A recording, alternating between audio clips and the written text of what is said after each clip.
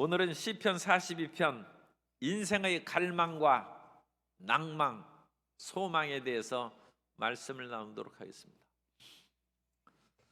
하나님께서 모세에게 오경을 주셔서 하나님의 명을 듣게 하셨습니다.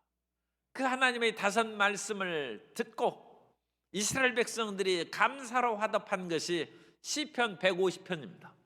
그렇기 때문에 시편도 오경의 5권으로 명령을 주신 것처럼 5번 하나님을 찬양하고 기쁨으로 기도하는 시로 나눠져 있습니다. 그래서 우리가 두 번째 시편을 보는 것입니다. 그것이 창세기가 1편부터 41편이라면 이제 42편부터 우리가 출애굽기에 대한 감사의 응답이라, 우리가 이와 같이 꼭 그거하고 결부되는 것은 아닙니다만 그와 같이 5번 하나님을 노래하고 찬양한다는 것입니다. 시편 42편의 그 시는 고라 자손의 시인데, 이 세상을 살아가면서 힘들고 어려운 일을 당했을 때 세상이 그리우면 어렵고 힘든데 세상으로 나가죠. 그러나 이 시인은 하나님을 사랑하는 사람이고 하나님의 은혜를 체험한 사람입니다. 그렇기 때문에 힘들고 어려운 상황 속에서도 하나님을 갈망합니다. 그런데 그 갈망은 마음속에 있는 갈망이고 현실은 낙심천만에, 현실은 지금 낭망으로 시달려가고 있습니다. 그러나 그런 속에서 믿음의 곶비를 굳게 잡고 소망차게 하나님을 고백한다는 것입니다.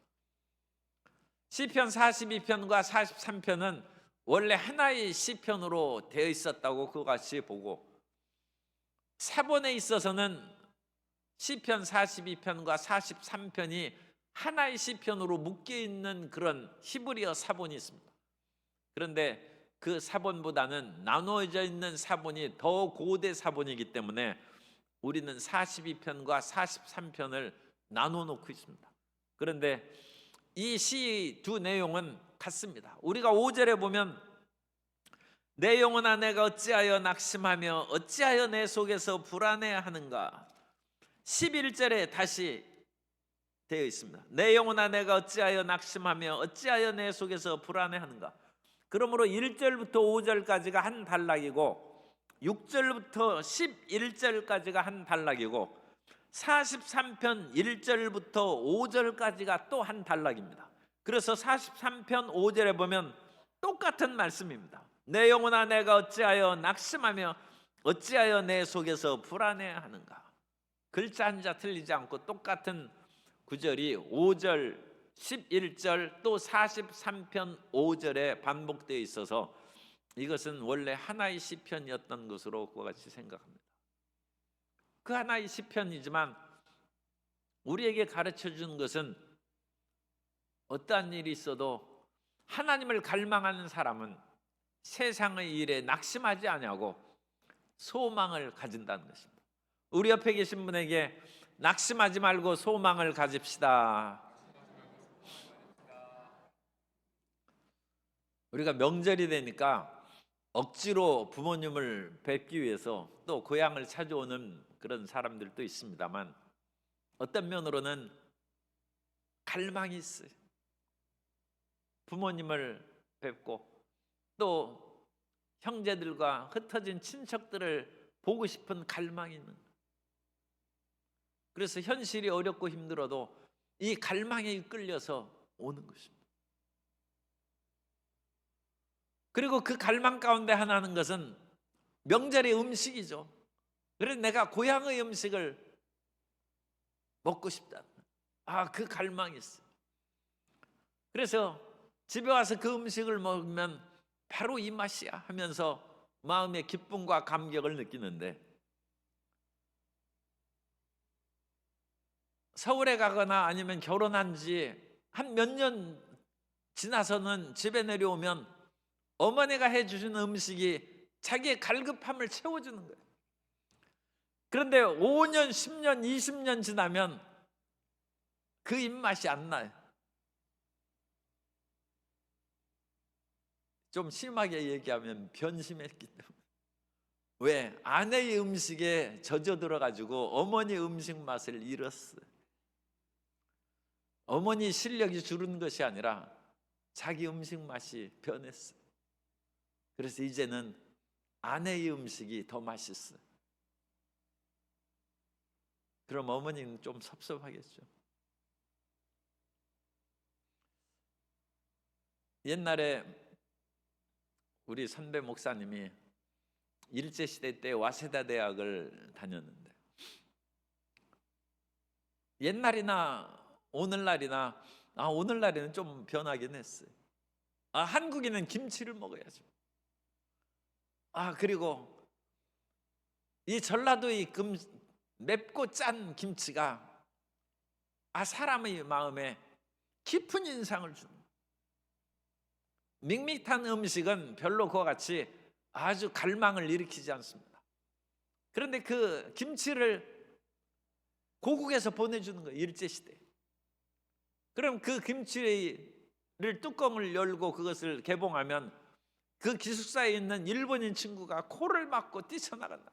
어찌 괴악한 음식을 먹느냐 하면서 하는데, 그것을 이제 그야말로 냄새가 나지 않도록, 그렇지만 아무리 봉해도 냄새가 나죠. 그러니까 이 기숙사 친구는, 일본 친구가 정말로 너무 힘들어하는 거예요. 그럼에도 불구하고 한국에서 온 자기 그 친구가 그야말로 감격하면서 눈물을 흘리면서 그 김치를 먹는 것을 보고 차마 뭐라고 하지는 못하고 참고 견디다가 어느 날 무슨 음식이길래 그와 같이 이 고약한 냄새가 나는 것을 눈물을 흘리면서 먹느냐, 나도 한번 맛 좀 보자. 딱 먹더니 맵고 짜고 못 먹겠다. 그러더니 며칠 뒤에 그 음식 먹은 것이 헛것에서 좀 나를 부르는 것 같으니까 한번 또 먹어보자. 그러면서 그 일본인 친구가 김치 맛을 갈망하기 시작했어요. 그래가지고 가끔 그 친구 보고 요즘에는 왜 한국에서 김치를 안 보내냐고 물어보는 거예요. 그리고 방학 때 한국으로 돌아가면 이번에 올 때 꼭 김치 많이 가지고 오라고. 그렇게 하고 그 친구는 해방이 된 후에 친한파의 일본의 와세다 대학이 상당히 좋은 대학이었죠. 그래가지고 친한파의 그런 인물이 되어서 우리나라에 유익한 일을 했다는 그런 체험담을 얘기했습니다. 김치 맛이 갈망을 일으키는 갈망. 우리가 하나님을 갈망하는 것은 좀 송구스러운 표현이지만 하나님을 맛보았기 때문입니다. 하나님을 맛보지 않은 사람은 하나님이 그립지 않습니다. 하나님을 갈급해하지 않습니다. 하나님을 사랑하시는 성도 여러분이신 줄 믿습니다. 그것은 김치 맛을 그리워하는 것처럼 하나님의 인자하심을 체험했기 때문입니다. 하나님의 인자하심을 맛보지 않은 사람은 김치 맛을 모르는 것처럼 하나님을 모르는 것입니다. 아니, 명절을 앞두고 이 금요일 날 가족들이 모이는데 왜 교회 가느냐고 그 사람들은 이해를 못하는 것입니다. 그러나 우리는 의무 반, 갈망하는 반 해서 우리는 하나님을 찾아오지 않을 수 없다. 그런데 이 세상의 사람들은 육체의 갈망은 많이 가지고 있어요. 왜? 이 세상에서 육체의 쾌락을 맛보았기 때문이거든요. 그래서 이 육체의 갈망을 사람들이 쫓아서 육체의 갈망이 부르면 그 길로 뛰쳐나가서 육체의 일을 행하는 것입니다. 왜? 육체가 그걸 갈급하기 때문에. 그래서 이 세상의 온갖 별로 우리 믿음의 견지에서 보면 바람직하지 못한 일들을 하는 것은 육체가 그 갈망에 젖어 있기 때문에 잊을 수가 없는 거예요. 그런데 그것을 우리는 죄라고 얘기합니다. 우리는 죄에 익숙합니다. 그리고 죄에 대해서 갈급해하고 갈망하는 마음을 갖고 있습니다. 그런데 우리가 육체의 갈망함을 계속 추구해서는 안 되는 이유는 우리 육체는 흙에서 나왔기 때문에 그 흙은 어디에서 나왔습니까? 완전 무에서 나왔습니다. 아무것도 없을 때 하나님께서 지구를 창조하시고 그 흙으로 사람을 빚으사 사람을 만드셨기 때문에 인간은 흙으로 돌아갈 뿐만 아니라 흙은 영원한 존재가 아닙니다. 흙은 만들어진 것이고 결국은 흙은 무에서 나온 거예요. 그러므로 우리 육체를 사랑한다는 것은 흙을 사랑한다는 것이고 흙이 나온 무를 사랑한다는 거예요. 없는 것을 사랑하니까 그 말을 다시 바꾸면 허무하다는 거예요. 육체를 갈망하는 사람은 허무에 빠질 수밖에 없습니다. 그것은 제 말이 아니라 아우스티누스가 한 얘기입니다. 인간이 육체를 사랑하고 육체의 정욕, 안목의 정욕, 이생의 자랑을 우리는 갈망하고 추구합니다. 육체의 그와 같은 사랑을 잊지 못해서 끌려다니는 사람이 부지기수입니다. 그러나 그 사람은 허무하다. 아우구스티누스가 젊을 때 10대 때 그와 같은 일을 자기가 체험했기 때문에 그거에 대해서 더 깊이 절실하게 깨달았어요. 그 남는 것이 없다. 그러나 하나님은 존재입니다. 하나님은 영원하신 분이에요.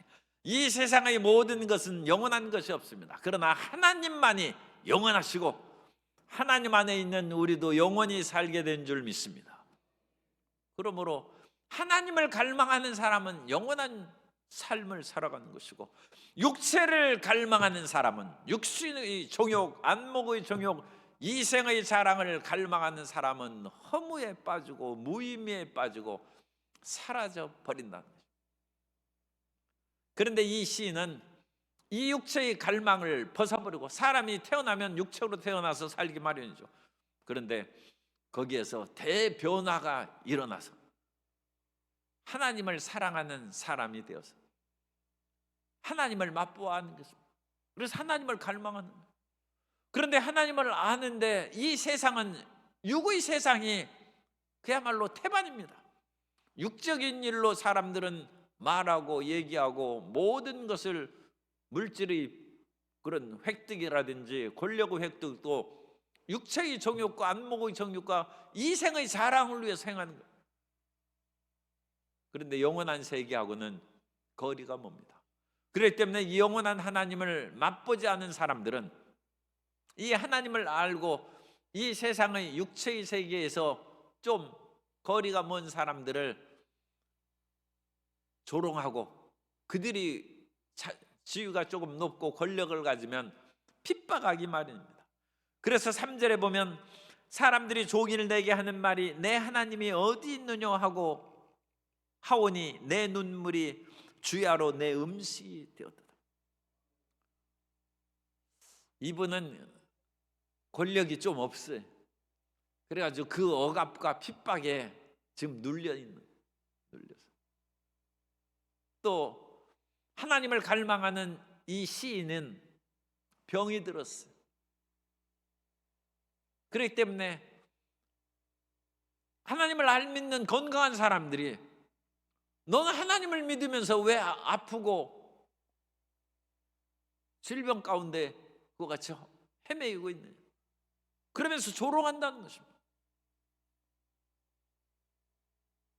그러므로 눈물이 그야말로 그 음식이 된 하나님이여, 나의 원수가 나의 연약함으로 인하여 나를 비방하고 조롱하니 속히 나를 고쳐 주옵소서. 하나님을 믿는 사람이 제일 높은 위치에 있으면 좋은데 그러지 못한 경우가 많죠. 그러므로 너 하나님 믿는데 왜 내 밑에서 일하느냐고 핍박하는데 이거 눈물이 나는 거예요. 하나님 제발 저 승진시켜 주셔서 이 하나님을 모독하는 자를 이기게 하여 주옵소서. 그걸 기도하는데 그것이 쉽게 일어나는 것은 아니죠. 그렇기 때문에 이 원수의 조롱으로 인하여 이 시인이 낙심하고 힘들어. 우리가 이 세상에서 하나님을 앙망하고 산다고 해도 마지막 때가 다 정리되기까지는 여전히 세상은 마귀의 권세하에서 이루어지는 일들이 많이 있습니다. 그렇기 때문에 우리는 이와 같은 세상과 악의 공중권세 잡은 세력과 싸우면서 살아가는 것입니다. 그러나 그와 같은 복잡한 일을 생각하지 않아도 우리는 낙심되기가 쉬워요. 하나님, 병이 오려면 우리가 낙심이 되죠. 하나님을 이와 같이 경외하고 살아갔는데 나는 아프고 피곤한데 시편 37편 또 73편에 있는 것처럼 악인은 형통한다. 악인은 뭐 하는 일이 다 잘 돼. 아니 세상에 어찌 그런 일이 있습니까? 악인은 잘못되고 죽어야 되는데 시편 37편과 73편은 두 시편이 악인의 형통에 대해서 얘기하고 그들은 죽을 때까지 건강하다. 아니 세상에 어찌 그런 일이 있는지 몰라. 그래서 그들이 하나님을 믿으며 연약한 사람을 조롱하는 것입니다. 사람이 한두 번 조롱받으면 그냥 물리칠 수 있는데 계속 그 사람이 권력자가 되고 돈 많은 사람이 되고 우리가 그 밑에서 일하면서 계속 조롱받고 핍박받으면 우리가 견디기가 힘들죠. 세상에서 우리가 그것으로 인하여 이제 스트레스를 받는. 오늘날 SNS에서 수많은 사람이 조롱하면 그 조롱 대상자가 죽기도 하지 않습니까? 견디지를 못하는. 눈앞에 실체로 나타나서 조롱하는 것도 아니고 그야말로 여러 가지 그와 같은 그 SNS의 그 전달 수단을 통해서 간접적으로 그와 같이 그 사람을 괴롭히는데도 그걸 읽지를 말아야 되는데 그것을 읽고 마음이 상처를 받고 혹시 회복됐나 싶어가지고 다시 보면 더 심한 욕이 나오고 그러면 그것으로 인하여 이 조롱을 견디다 못해 자기 삶을 포기해버립니다. 이 시인 낭망하는 거예요.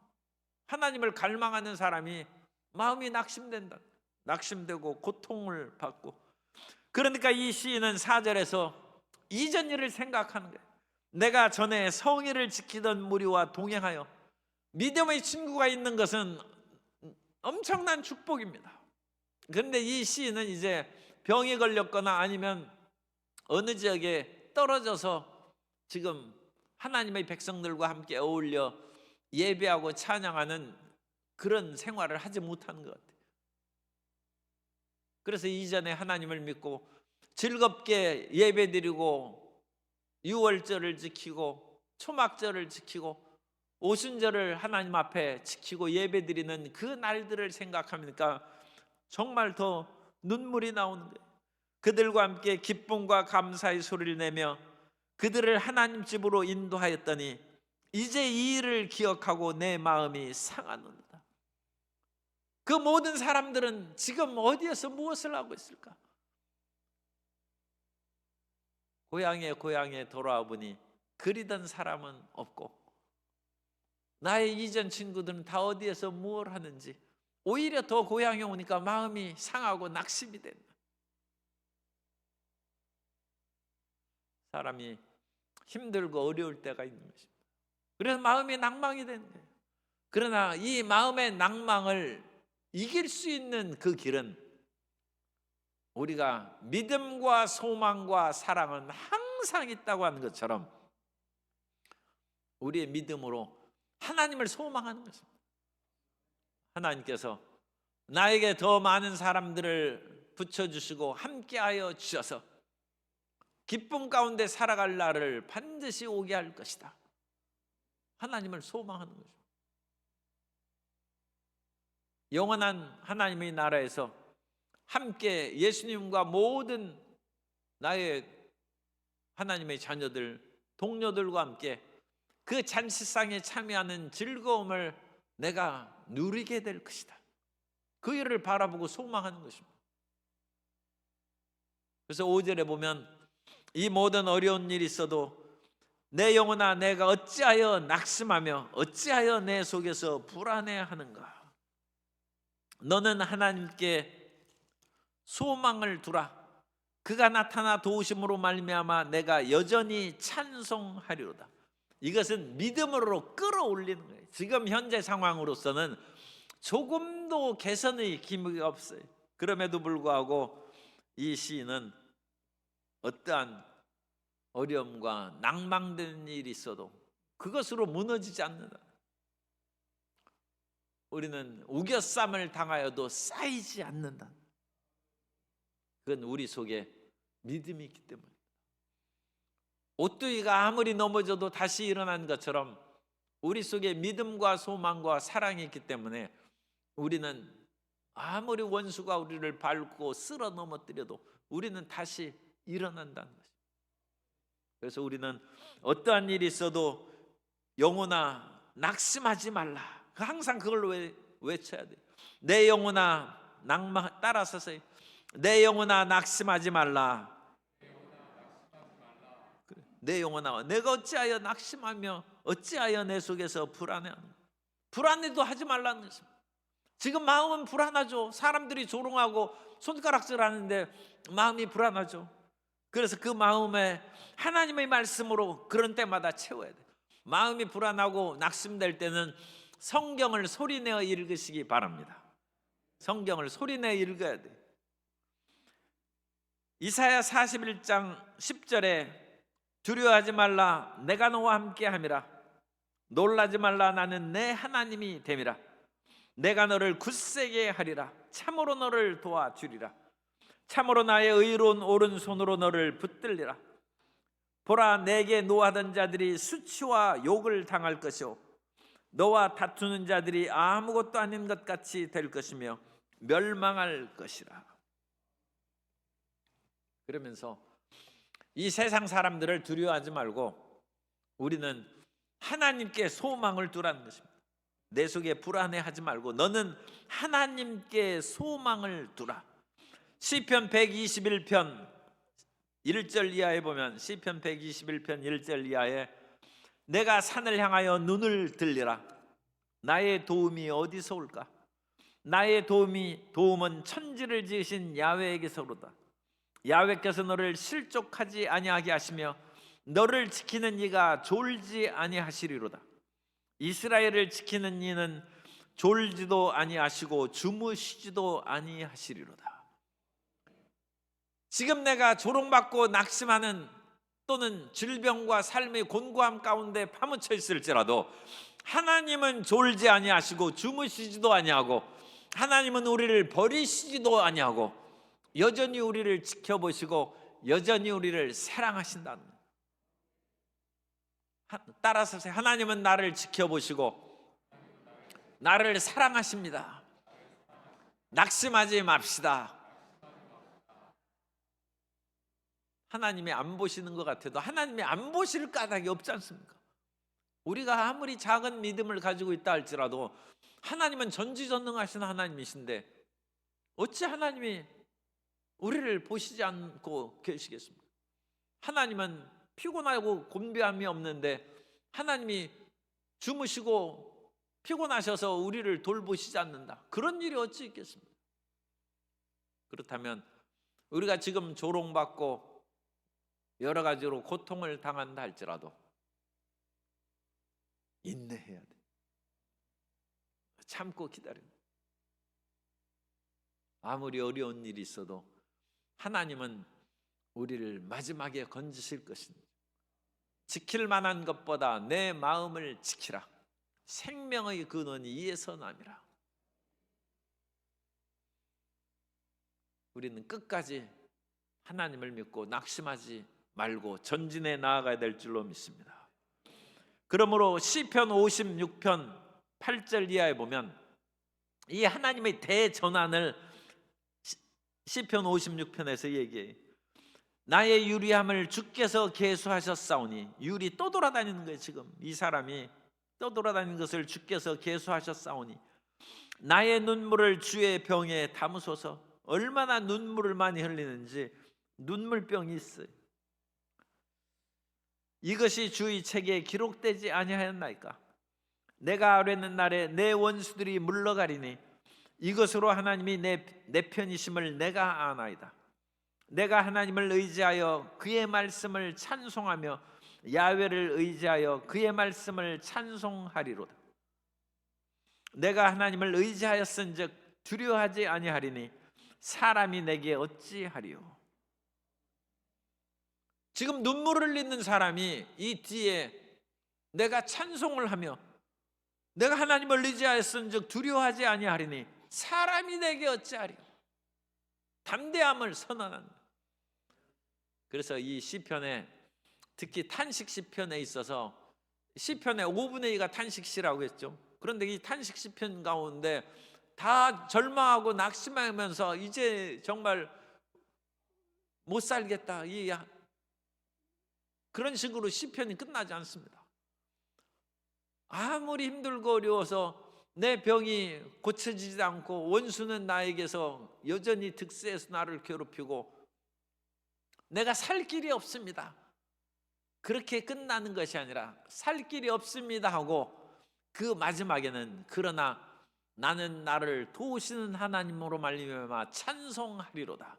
그래서 갑자기 그것이 확 분위기가 갑작스러운 분위기 전환이 있다고 했죠. Rapid change of mood 해서 갑작스럽게 그 분위기가 확 바뀌는. 그건 믿음이에요. 그건 믿음으로 고백하는 거예요. 믿음으로. 제가 여러 번 말씀드리지만 아무리 괴로워도 하나님이 이렇게 해서는 내 못 살겠습니다 하고 해가지고 이렇게 기도하다가 눈물 흘리고 살면 밤새 귀신이 뜯어먹는 거예요. 절대로 그렇게 기도를 끝내면 안 돼. 그러나 나는 예수 그리스도의 보혈로 사신 백성이죠. 하나님께서 반드시 나를 세우시고 지켜줄 줄 믿습니다. 그 말 하는데 30초도 안 걸려요. 그 말하고 딱 자면 막 귀신에게 쫓겨다니다가도 하나님의 도우심이 나타날 줄 믿습니다. 꿈속에서 승리하면 현실에서도 이깁니다. 꿈속에서도 마귀에게 짓밟히고 뜯기면 자고 나서도 정신이 멍멍한 거예요. 그렇게 하면 안 돼요. 항상 믿음의 고백과 선언을 해야 되는데 이 5절에서 그렇게 선언하지 않습니다. 이 5절에서 내가 갈망하고 하나님을 그렇게 사모하는데도 불구하고 하나님의 도움이 지금 나타나지 않았어요. 그런데 이 시인은 하나님을 분명히 맛본 사람, 분명히 체험한 사람, 하나님이 나를 이대로 버리실 까닭이 없는데 희한하게 하나님이 지금 나타나지 않아요. 그리고 원수의 조롱과 나를 괴롭히는 것은 더 심해지고 힘들다는 것입니다. 그러나 나는 불안해하지 아니하고 하나님을 의지하고 끝까지 앙망한다 함으로써 시편이 한 단락 1절부터 5절까지가 끝나는 거예요. 그리고 우리가 6절부터 11절까지는 이 마음에 낙심하지 아니하고 하나님을 다시 믿을 수 있는 근거를 보다 상세하게 얘기하고 있는데 이 하나님을 체험한 그 장소를 얘기하고 있습니다. 성도 여러분, 하나님을 만난 장소가 있습니까? 세상에 자기 애인을 만나고 아내를 만난 장소가 있을까는? 내가 어디에서 당신을 처음 보았을 때 무지개가 뜨는 것 같았다. 내 가슴이 장로님이 콩닥콩닥 내 가슴이 콩당콩당 뛰고 그야말로 그 세상이 뒤집어지는 줄 알았다. 그 장소가 있을까네. 그 시인이 어디에서 만났냐? 시인이 헬몬산 근처 아마 바니아스 즈음에 만났을 것 같아요. 우리나라에서도 그 헬몬산 기도원이 있어요. 그런 것처럼 이 시인이 헬몬산 지역에서 기도 생활을 종종 했던 것 같아요. 그래서 이 헬몬산 지역은 참 경치가 좋고 나무와 숲이 무성하고 거기에서는 또한 이 헬몬산에서 내린 물이 마치 제주도 한라산에서 내린 물이 땅속으로 쭉 스며들었다가 제주도 해안가에서 그것이 샘물이 솟구쳐 오릅니다. 이 복류천이죠. 복류에서 쭉 밑으로 내려갔다 솟아나오는데 헬몬산에 그 내린 그 눈이 그것을 땅속으로 스며들어서 단 근처에서 우리가 부엘세바와 북쪽의 끝은 단이에요. 단 위에 헬몬산이 있어요. 위쪽에. 그래서 헬몬산의 눈이 단 근처에서 거기에서 땅에 스며들었다가 솟아오르기 때문에 거기에서 샘이 많아요. 그리고 그 샘이 얼마나 물이 솟구쳐 나오는지 그 샘물이 폭포수와 같이 이 콸콸콸 쏟아져 이스라엘에서 그런 그 물이 콸콸콸 쏟아져 나오는 것을 보는 것은 경이로운 것입니다. 우리가 이제 성지순례 가면 그 브엘세바도 가고 단도 가는데 뭐 일정에 따라서 한 군데밖에 못 갈 수도 있어요. 뭐 그런데 어쨌든 이 단 근처에 그 바니아스란 지역이 있는데, 이 바니아스 지역은 물이 솟구쳐 오르는 양이 굉장히 많습니다. 그래서 거기 가면 물이 폭포처럼 흘러넘쳐요. 그리고 이 시인은 폭포처럼 흘러나오는 그 근처에서 그야말로 부르짖어 기도합니다. 판소리를 하는 그 창을 하는 사람들은 폭포에서 노래 연습한다고 옛날에 들었어요. 요새는 실질적으로 하는지 뭐, 그래야 이 목이 터지는 터져. 사실 우리 순복음 사람들은 이 목이 터져야 돼. 이 판소리 창하는 사람처럼 우리는 노래는 안 할지라도 주여 하는 소리를 들어보면 알 수 있어요. 저 사람이 목이 터져서 그와 같이 산기도를 한 사람인지 안 한 사람인지 알 수 있어요. 순복음의 사람들은 목이 터져야 돼. 그런데 이 시인은 헬몬산 근처에서 목이 터져라 기도해서 그 폭포 소리를 압도하면서 주야 그렇게 부른 그 사람. 이 이스라엘 사람들도 주여 굉장히 크게 하고, 그 사람들의 통곡과 부르짖음을 보고 제가 깜짝 놀랐어요. 난 순복음만 그렇게 부르짖어 기도하는 줄 알았더니 유대인들이 그렇게 기도하더라고요. 그 속에서 하나님을 만난 그 체험이 있는 것입니다. 그래서 6절에 보면 내 하나님이여 내 영혼이 내 속에서 낙심됨으로, 지금 원수의 비방과 또는 질병으로 인하여 고통이 돼서 낙심됨으로 내가 요단 땅과 헤르몬과 미살산에서 주를 기억하나이다. 여기서 요단 땅이라고 번역했는데 이것은 거기에서 솟아나옴으로 요단강의 상류가 강이 시작합니다. 그래서 이것은 요단 강으로 번역하는 것이 좋은데, 제가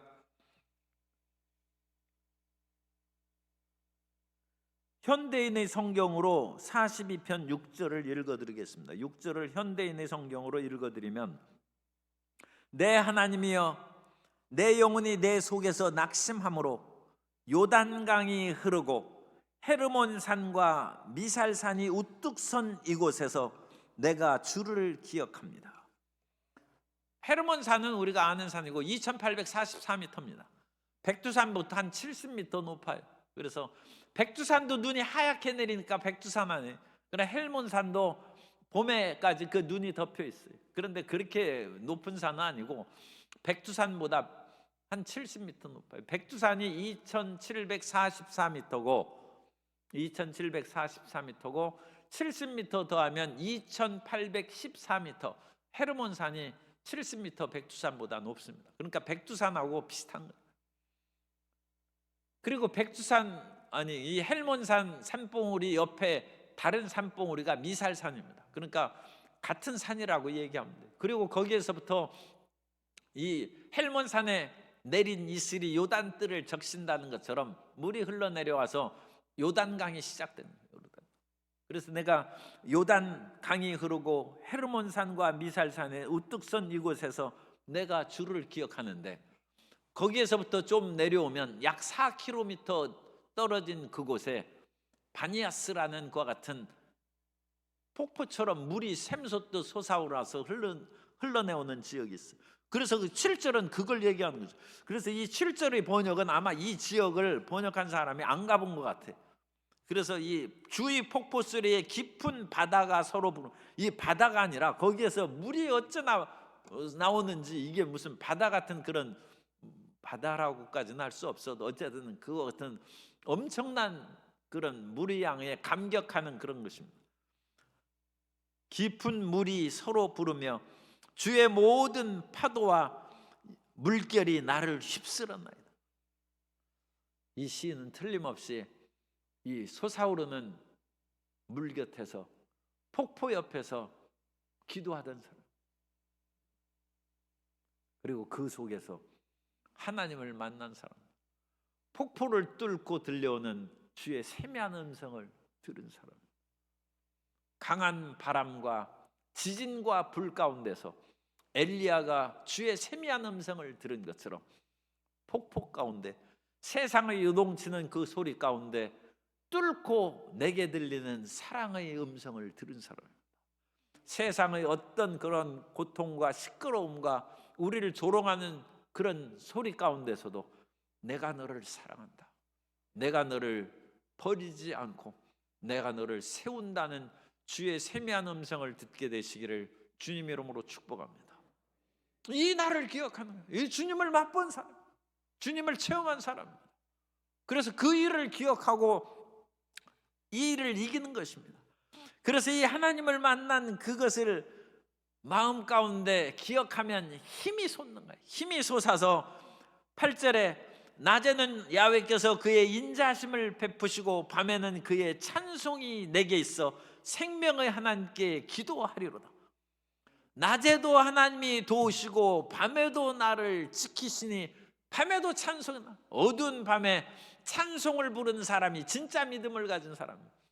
즐거운 낮에 찬송 부르는 것은 그냥 일반 신앙이고, 밤중에 바울과 실라가 빌립보 감옥에서 찬양을 할 때 하나님께서 감옥문을 열어주신 것처럼 밤에 부르는 찬양이 진짜 찬양입니다. 나의 삶이 괴롭고 온갖 것으로 어두움이 가득했을 때 찬송으로 하나님께 영광 돌리는 성도 여러분 되시기를 주님 이름으로 축복합니다. 옛날에 그와 같이 부르짖어 기도했던 그 기도의 기억이 이 시인에게 힘을 주고 마음을 회복시키는, 야곱이 요셉을 잃어버리고 얼마나 마음이 낙심했는지 그야말로 10년은 금방 더 늙었을 거예요. 그런데 그 야곱이 내가 이대로 죽나보다 하면서 하루하루를 지나가는 130세가 되던 해, 요셉이 살아있다는 소식을 듣고 야곱이 기운이 번쩍 솟아나서 내가 이 가나안 땅에서 애굽까지 내가 가야 하리라. 이 지역은 다 사막 지역, 광야 지역입니다. 여행이 쉽지 않습니다. 130세 이날이 내가 요셉을 보아야 되겠다. 힘이 솟는 거예요. 사랑의 기억이 야곱을 살리고 힘을 주는 것입니다. 하나님을 반드시 만나고 그 만난 기억으로 말미암아 다가오는 모든 세상의 고난과 역경도 넉넉히 이기는 성도 여러분 되시기를 주님 이름으로 축복합니다. 폭포 가운데 기도한 후 부르짖던 이 시인이 새 힘을 얻었어요. 새 힘을 얻었어요. 그러면서 다시금 이제는 9절은 예컨대 하나님이여 나를 어찌 잊으셨나이까 하는데, 목소리가 이전에 하나님 내 어찌 나를 잊으셨나이까 하면서 낙심하고 울면서 그야말로 사그러드는 그런 목소리가 아니라 9절은 힘있는 목소리, 나의 반석이신 하나님께 말하기를 어찌하여 나를 잊으셨나이까. 이것은 예수님은 강하신 분이죠. 그렇기 때문에 십자가에서 달리실 때 엘리 엘리 라마 사박다니, 주님께서 그때 의기소침해서 모교하는 소리로 말씀하셨겠습니까? 큰 소리로 하나님이여 하나님이여 어찌 나를 버리셨나이까. 그런 것처럼 이 시는 지금 떨어져 나간 고통 가운데 있으면서도 믿음의 담대함을 잃지 않고 하나님 이대로 나를 버리시는 겁니다.